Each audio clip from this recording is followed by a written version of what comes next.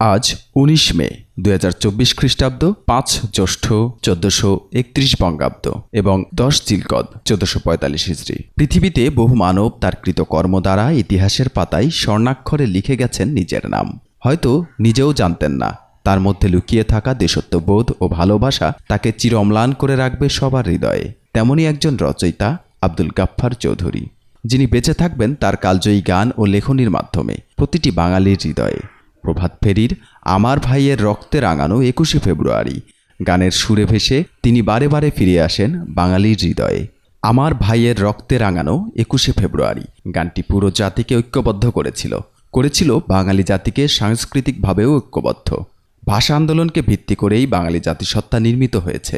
আব্দুল গাফফার চৌধুরীর এ অবদানের জন্য বাংলাদেশ তাকে কখনো ভুলবে না। পৃথিবীর যেখানেই বাঙালির বসবাস, যত দূর বাংলা ভাষা থাকবে, আব্দুল গাফফার চৌধুরী তার ২১এর গানের সুরে সেখানে চিরকাল বেঁচে থাকবেন। আজ অমর ২১শে গানের রচয়িতা কিংবদন্তি সাংবাদিক আব্দুল গাফফার চৌধুরীর মৃত্যুবার্ষিকী। ২০২২ সালের এই দিনে ৮৭ বছর বয়সে লন্ডনে চিকিৎসাধীন অবস্থায় মারা যান তিনি। ১৯৩৪ সালের ১২ ডিসেম্বর আব্দুল গাফফার চৌধুরী তৎকালীন বেঙ্গল প্রেসিডেন্সির বাকেরগঞ্জ জেলার মেহেন্দিগঞ্জ মহকুমার গ্রামে একটি বাঙালি মুসলিম পরিবারে জন্মগ্রহণ করেন।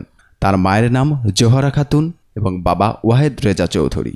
আব্দুল গাফফার চৌধুরীর শিক্ষাজীবন শুরু হয় উলানিয়া জুনিয়র মাদ্রাসা থেকে। সেখানে ক্লাস 6 পর্যন্ত লেখাপড়া করে হাই স্কুলে ভর্তি হন। ১৯৫০ সালে ম্যাট্রিক পাশ করে ভর্তি হন ঢাকা কলেজে। ১৯৫৩ সালে তিনি ঢাকা কলেজ থেকে ইন্টারমিডিয়েট পাশ করে ঢাকা বিশ্ববিদ্যালয় থেকে ১৯৫৮ সালে বিএ অনার্স পাশ করেন। ১৯৫০ সালেই গাফফার চৌধুরীর কর্মজীবন পরিপূর্ণভাবে শুরু হয়। এ সময়ে তিনি দৈনিক ইনসাফ পত্রিকায় সাংবাদিক হিসেবে কর্মজীবন শুরু করেন। তখন বেতন পেতেন ৭০ টাকা।